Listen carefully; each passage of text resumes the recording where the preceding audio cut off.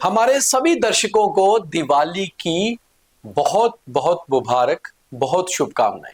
इस बार दिवाली 2 दिन जम्मू में मनाई जा रही है और इसी हिसाब से कहीं ना कहीं एक फेस्टिव माहौल बना हुआ है। गुड इवनिंग, नमस्कार, आदाब, सत श्री अकाल। आप सबका स्वागत है बियॉन्ड द हेडलाइंस में, जहां हम बात करते हैं सुर्खियों से हटकर और खबर की तह तक जाकर। तो आज शाम तक की खास सुर्खियां क्या हैं, पहले उस पर नजर। उप मुख्यमंत्री का अपने ही सांसद पर आपत्तिजनक बयान।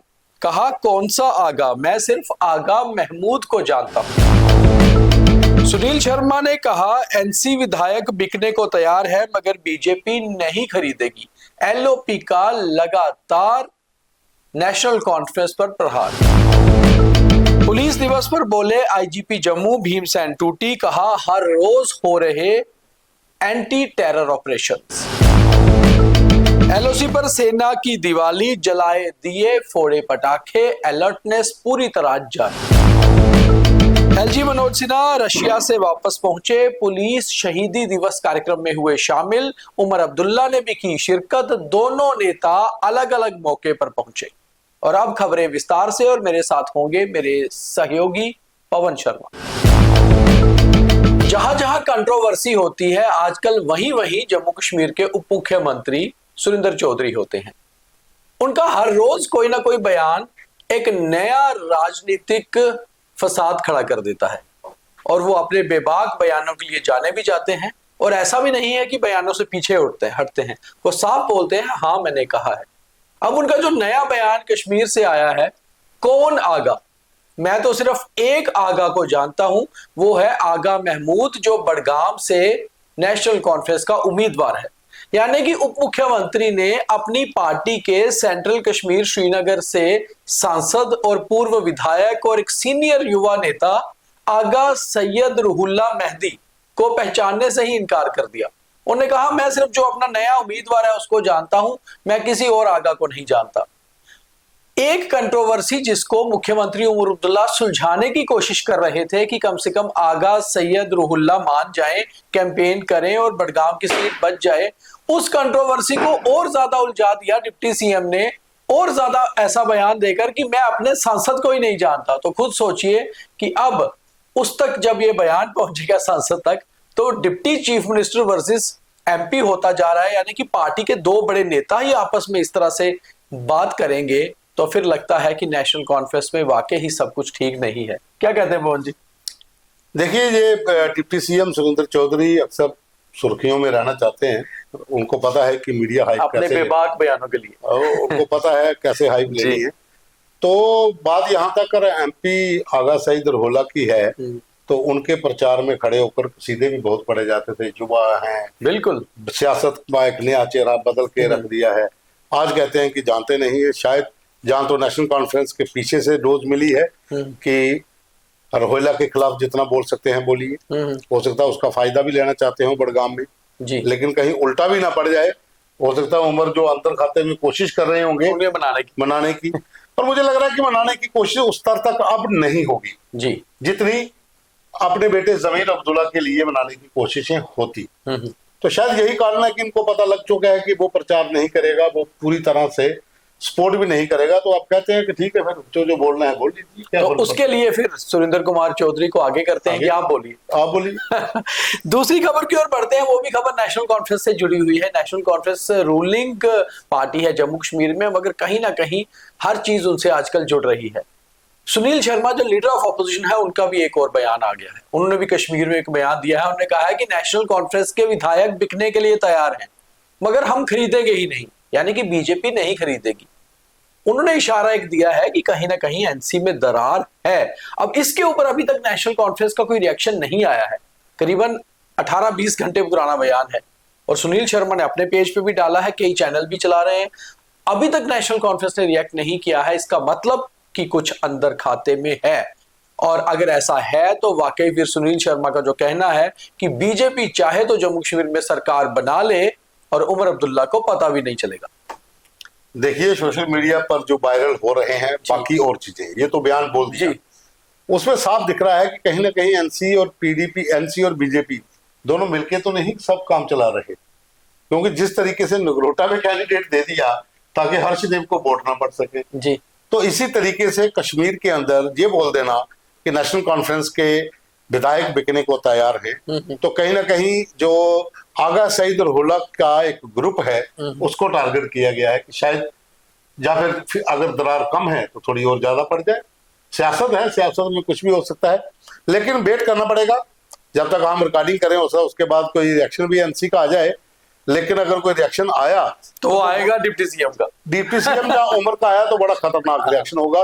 वो अब जब तक हम जो कार्यक्रम रिकॉर्ड कर रहे हैं अभी तक तो नहीं, लेकिन जो 8 बजे प्रोग्राम चलेगा वो तब तक आ जाए, अगर आया तो वो बड़ा खतरनाक तो दिवाली का बड़ा पटाखा होगा क्योंकि उमर भी अब वो पुराने वाले सीएम उमर अब्दुल्ला नहीं रहे हैं, अब वो भी पूरी तरह से सियासत सीख चुके हैं और ये जवाब जो मिलेगा ये अच्छा मिलेगा। लेकिन जिस तरीके से एलओपी सुनील शर्मा और कांग्रेस के नेशनल कॉन्फ्रेंस के बीच में बयानों को लेकर लॉलीपॉप वाला सिस्टम जब शुरू हुआ था और राजभवन का प्रवक्ता तक बता दिया था सुनील शर्मा को राजभवन के प्रवक्ता हैं, तो ये बयानों का सिलसिला तो काफी दिनों से चल रहा है, लेकिन यहाँ पर कुछ बड़ा होने के आसार हैं, कुछ ना कुछ होगा। चलिए देखते हैं होगा क्या। अगली खबर की ओर बढ़ते हैं जो पुलिस दिवस से जुड़ी हुई है। पुलिस शहीदी दिवस आज 21 अक्टूबर को होता है और उसमें जम्मू में जो कार्यक्रम हुआ उसमें जम्मू जोन के आईजीपी भीमसेन टूटी मुख्य अतिथि थे। उन्होंने कार्यक्रम के बाद मीडिया से बात करते हुए एक बड़ी बात कही। उन्होंने कहा कि हर रोज जम्मू कश्मीर पुलिस जम्मू रीजन में ऑपरेशन कर रही है, इसका मतलब है कि अभी भी all is not well in Jammu. देखिए, जम्मू जोन के जितने जिले हैं 10 जिलों के भीतर विदेशी आतंकियों की मौजूदगी है, वो उन्होंने आज कबूला भी है कि विदेशी आतंकी है। और ये हम खबर भी चला रहे हैं, हमने कल भी खबर की थी 2 दिन पहले कि चनैनी में 4 आतंकी घर में घुस आए थे, वो भी जैश मोहम्मद का ग्रुप बताया जा रहा है। तो ऑपरेशन तो चल रहे हैं, इसमें कोई शक नहीं। अब हर डिस्ट्रिक्ट में एसओजी के अलग अलग विंग हैं, डेली ऑपरेशन होते हैं। जैसे मैंने कहा कि 120 के करीब ऑपरेशन पर डे के हिसाब से जम्मू जोन में चल रहे हैं, लेकिन आतंकी अभी तक हाथ नहीं आ रहे हैं। बहुत से इलाके ऐसे हैं जहां पर वो छिपे हुए हैं। ठीक है, अच्छी बात है, आप ऑपरेशन कर रहे हैं, रिजल्ट भी आना चाहिए, क्योंकि हर बार मुठभेड़ में आतंकी बच के निकल जाते हैं, फिर खबर आती है कि उस इलाके में देखेंगे। हाँ, इतना जरूर है कि आज का जो दिवस है पुलिस का, जो शहीदी दिवस, हम भी जितने शहीद जवान हैं उनको सलाम करते हैं। और आज दीपावली भी है, तो हमने अपने न्यूज़ रूम 24 आवाज पे ये कहा भी था कि आप शहीदों के नाम का एक दीपक जरूर जलाएं। आज का दिन उन शहीद जवानों का है जो 1959 से शुरू हुई थी परंपरा, जब लद्दाख के हॉट स्प्रिंग एरिया में सीआरपीएफ की 1, 2 और 3 बटालियन के 10 जवानों ने शहादत पाई थी चीनी सेना को रोकते हुए। तब से ये दिन मनाया जाता है। और जम्मू कश्मीर के पुलिस के जवानों का तो अपना इतिहास है, मिलिटेंसी से लड़ते हुए बहुत से जवानों ने शहादतें दी है। जहाँ तो बाप बेटे भी हैं, डीएसपी शीतल सिंह, उनके बेटे डीएसपी, बहुत सारे नाम है, बहुत से नाम जो बाप बेटे दोनों शहीद हुए हैं। लाइन ऑफ कंट्रोल पर भी आज दिवाली का त्योहार मनाया गया। सेना के जवानों ने लाइन ऑफ कंट्रोल पर अखनूर से लेकर नौशहरा तक कई पोस्टों पर दिए भी जलाए और पटाखे भी फोड़े और अलर्टनेस भी लगातार बनी हुई है। 2 दिन से दीपावली मनाए जा रहे हैं, हर जगह पे चल रही है। बीएसएफ भी इंटरनेशनल बॉर्डर पे मना रही है जी, और एलओसी पे भारतीय सेना भी जी। आप बेशक घरों से दूर हैं, लेकिन हर त्योहार को लोगों के साथ मिलकर मनाते हैं, अच्छा भी लगता है।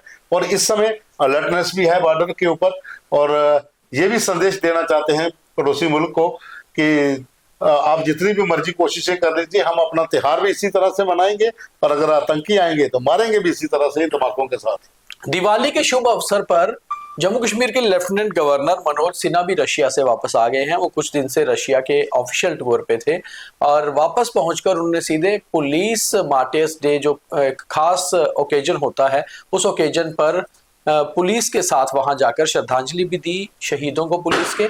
और वहीं श्रीनगर में जम्मू कश्मीर के मुख्यमंत्री उमर अब्दुल्ला भी आज मौजूद थे, वो भी पुलिस के कार्यक्रम में पहुंचे, मगर दोनों बड़े चेहरे, दोनों बड़ी पर्सनैलिटीज अलग अलग मौके पर गए। तो कहीं ना कहीं बहुत देर से एक मौके पर एक जगह लेफ्टिनेंट गवर्नर और सीएम कम ही नजर आ रहे हैं। देखिए, जब से सरकार बनी है तब से ये रस्साकसी का खेल चल रहा है।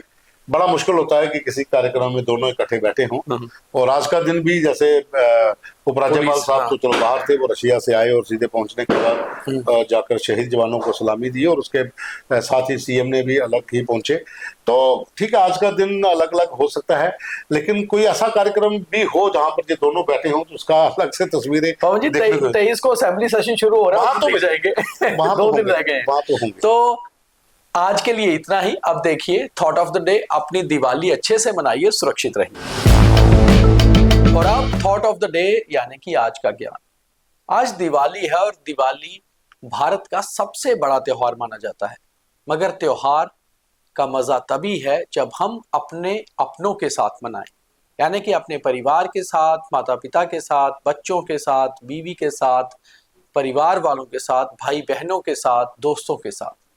चाहे कितना भी पैसा हो और आप कितना पैसा खर्च के भी त्योहार मनाएं, मगर त्योहारों की खुशियां हमेशा अपनों के साथ होती हैं। इसीलिए अपने अपनों के साथ सौहार्द बनाए रखें, खुश रहें, आपसी तालमेल बनाए रखें और त्योहारों का मजा लेते रहें। बहुत धन्यवाद, एक बार फिर आपको हैप्पी दिवाली। धन्यवाद। जय हिंद।